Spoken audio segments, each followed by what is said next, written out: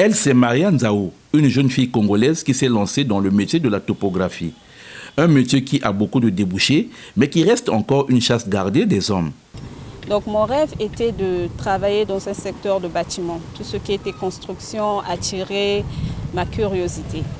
Alors dès lors que l'opportunité m'a été présentée de faire la topographie, je n'ai pas hésité de la saisir. C'est lors d'un recrutement fait dans l'entreprise pour laquelle je travaille actuellement que j'ai été séduite par la topographie. Je me suis donc formée, j'ai été donc formée, j'ai donné le meilleur de moi-même. Et voilà, aujourd'hui, vous pouvez voir ce que j'arrive à réaliser comme travail. Les topographes exploitent et traitent numériquement ou graphiquement les données topographiques saisies sur le terrain. Ils exploitent aussi des documents techniques et juridiques, puis élaborent ou mettent à jour des plans tout en faisant une estimation des coûts prévisionnels et de revient.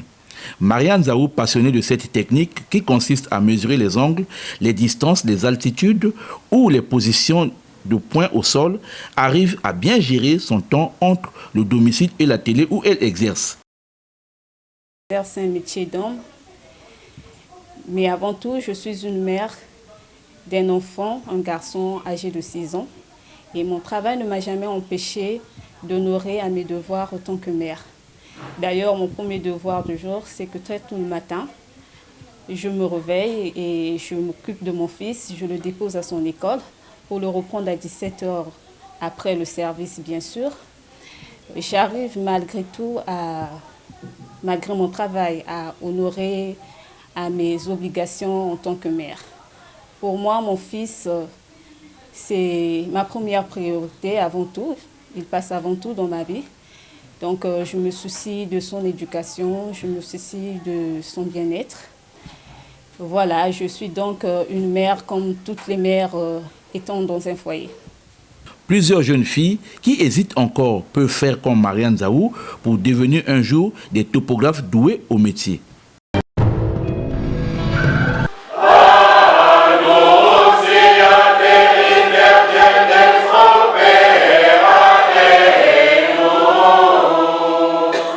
C'est au cours de l'ouverture de l'année pastorale 2022-2023 que le chœur grégorien de l'archidiocèse de Pointe-Noire, sous la direction de son président Apollinaire Molébé, est venu prier avec les enfants regroupés dans la maison des Petits Amis de Jésus située à Koufoli. Une manière pour ce groupement de remonter non seulement le moral, mais aussi de soutenir puis d'encourager ces enfants pour qu'ils ne se sentent pas seuls. L'occasion a permis à l'abbé Abel Lilwala d'exhorter l'assistance sur les valeurs de l'humilité en ce jour où l'Église célèbre la journée mondiale de la mission. Merci d'être venu en ce jour où l'Église célèbre la journée mondiale de la mission. Nous sommes tous baptisés, envoyés en mission. Nous devons tous mettre l'humilité au cœur de nos actions, a-t-il conclu.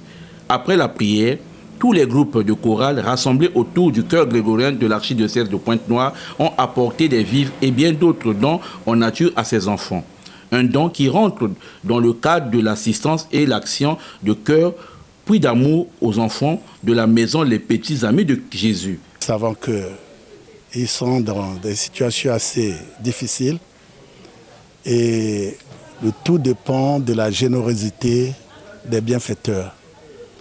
Le chœur grégorien, avec son altruisme légendaire, s'est organisé à faire obtenir à ses enfants des vivres et également des non-vivres et prier avec eux, passer un bon moment de prière avec eux. Le curé de la paroisse Saint-Père et responsable de la maison Les Petits Amis de Jésus a trouvé les mots justes pour remercier les donateurs. Je rends grâce à Dieu pour ce geste d'amour de la part du chœur grégorien.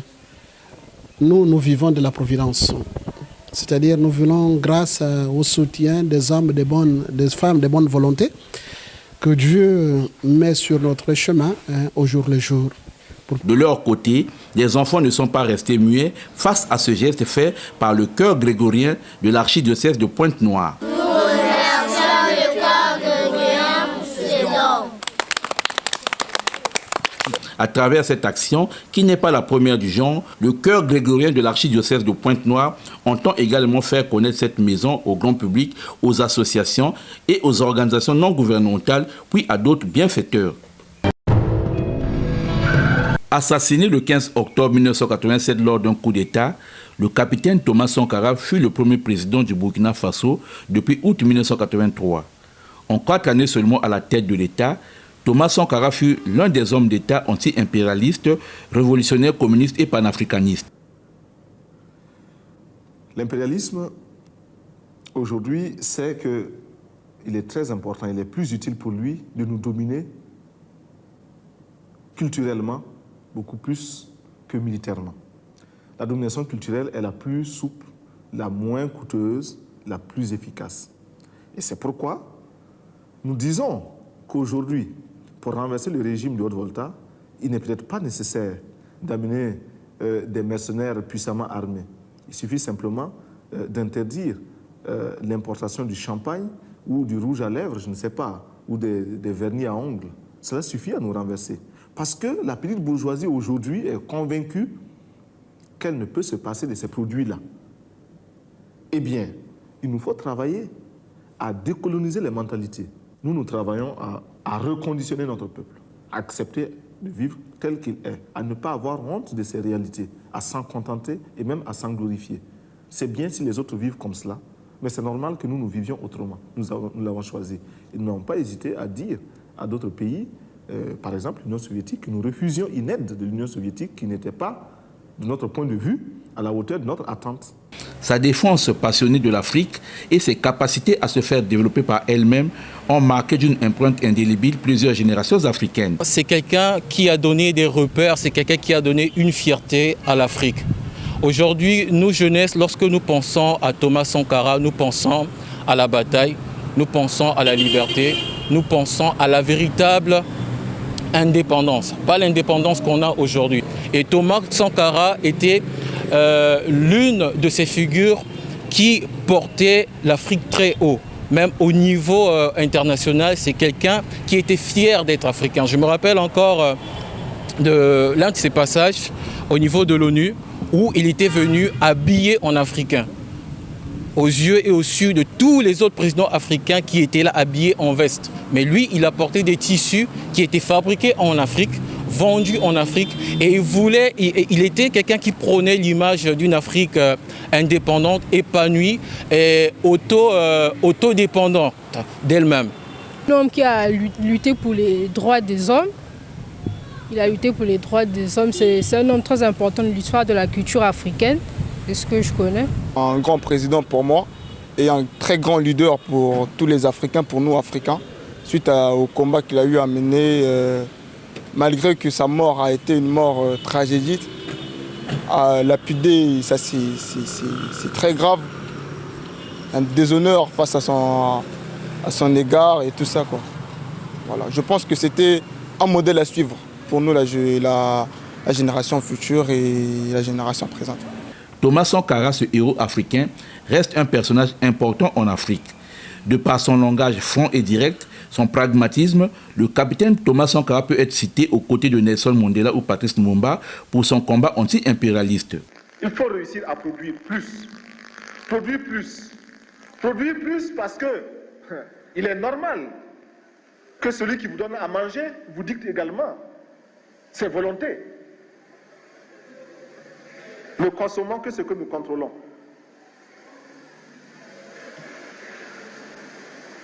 Il y en a qui demandent mais où se trouve l'impérialisme. L'impérialisme, regardez dans vos assiettes, quand vous mangez les grains de riz, de maïs, de mil importés, c'est ça l'impérialisme, n'allez pas plus loin. En novembre 1986 et précisément le 17, Thomas Sankara a prononcé un discours très offensif lors de la visite du président François Mitterrand à Ouagadougou. Des tueurs comme Peter Botta ont eu le droit de parcourir la France si belle et si propre.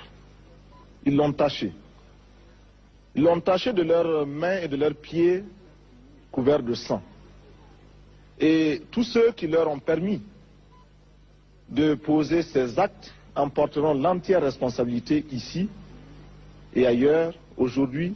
Né à Yako, en Haute-Volta, en 1949, actuel Burkina Faso, Thomas Sankara a mené une politique d'affranchissement du peuple burkinabé. Plusieurs réformes ont été entreprises par son gouvernement pour combattre la corruption et améliorer l'éducation, l'agriculture et le statut de la femme. Figure emblématique du panafricanisme, le capitaine Thomas Sankara accède au pouvoir à la suite d'un coup d'État révolutionnaire. Son décès profite non seulement à son successeur Blaise Compaoré, mais aussi aux intérêts de la France. Thomas Sankara gênait car sa popularité et ses succès n'étaient pas appréciés par la France et ses ennemis. C'est un homme un peu dérangeant, le président Sankara. Hein? Non, c'est vrai, il vous titille, il pose des questions, quoi. Avec lui, il n'est pas facile de dormir en paix. Il ne vous laisse pas la conscience tranquille. Bon, alors moi là-dessus, je suis comme lui. Hein. Il faut qu'il sache que je suis comme lui. Sa lutte contre le néocolonialisme menaçait le pouvoir des autres chefs d'État, plus souples à l'égard de la France. Né en 1938, Assona Bata est décédé le 12 octobre 1989 à l'âge de 51 ans. Franco, alias Luambo Makiadi, a révolutionné la rumba congolaise. Ce chanteur et auteur-compositeur était taxé de grand maître et ses chansons sont toujours écoutées de nos jours. J'ai connu Franco grâce à mon père. Et en écoutant ses chansons et nos chansons d'aujourd'hui, il y a une différence. Parce que dans ces chansons, il nous donne des conseils. C'est comme une chanson qu'il a chantée avec Madilou, la chanson de Mario. Ça m'a grave touchée, sa manière de parler. Je crois bien le titre était Mario. Donc, j'ai pas grand-chose à dire sur ça. Mais tout ce que je peux dire, de nos jours, les jeunes d'aujourd'hui négligent ces chansons parce qu'eux se disent c'est pour les vieux, mais je leur conseille d'écouter ça attentivement car ils nous conseillent d'aller dans le droit chemin par rapport à nos chansons d'aujourd'hui. C'est tout ce que je peux dire. L'un des succès qui ont conduit Franco au sommet de son art, c'est son album Mario, sorti en 1985, dans lequel il relate l'histoire d'un jeune homme qui vit avec une femme plus âgée que lui. Bon, chacun de nous est libre de ses sentiments. Comme on dit, l'amour n'a pas de frontières et tout, mais ça dépend de tout un chacun. Hein. Mario, bon, c'est une grande femme avec un jeune homme et tout. S'ils se sentent aimés, ça n'engage qu'eux. Mais moi, ce que j'ai aimé plus en Franco, c'est thème. Lui, il a tout chanté. Gardez ce rythme de Franco là, la rumba à l'état pur. On ne compte plus assez d'artistes qui font cette belle musique-là. Mais pour le thème Mario, c'est un thème. C'est un titre. C'est peut-être un fait vécu par Franco, où il a dû voir des gens s'aimer dans ce sens-là. Ça n'engage que ceux-là, on ne peut pas les juger en fait.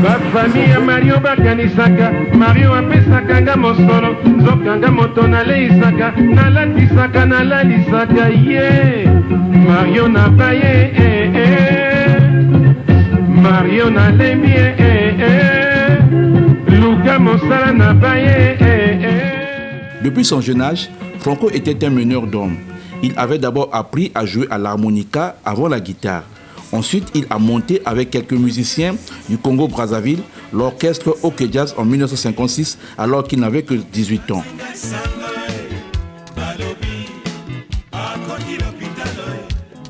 Des musiciens qui ont évolué à ses côtés, nous pouvons citer Yulu Mabiala, Verkis, Michel Boyibanda, Joski Kiamukuta, Utamai, Lutumba Simaro, Papa Noël, Madilou System, Tessa Dalens, Makoso, Jolie Deta, Carlito et la liste est loin d'être complète.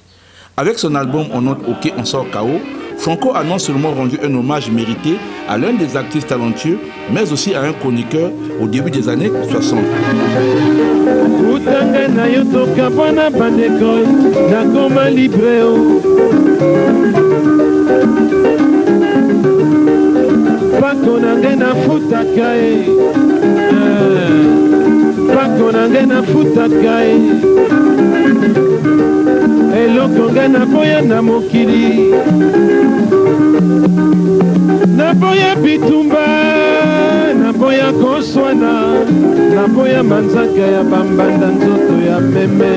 Durant toute sa carrière musicale, il a impacté la rumba dont il est devenu l'un des grands maîtres.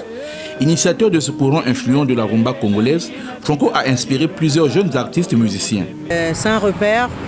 En fait, il est tout pour nous. On dit souvent dans ce monde que l'artiste meurt, mais par ses œuvres, l'artiste ne meurt jamais.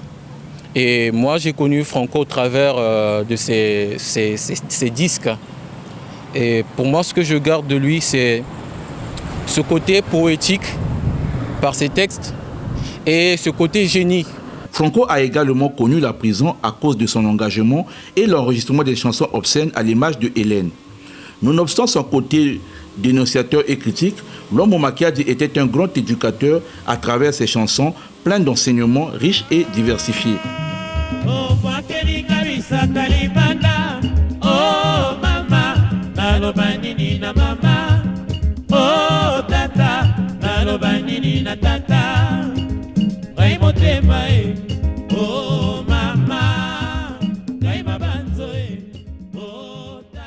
Franco était un grand musicien avec à son actif plus de 1000 chansons.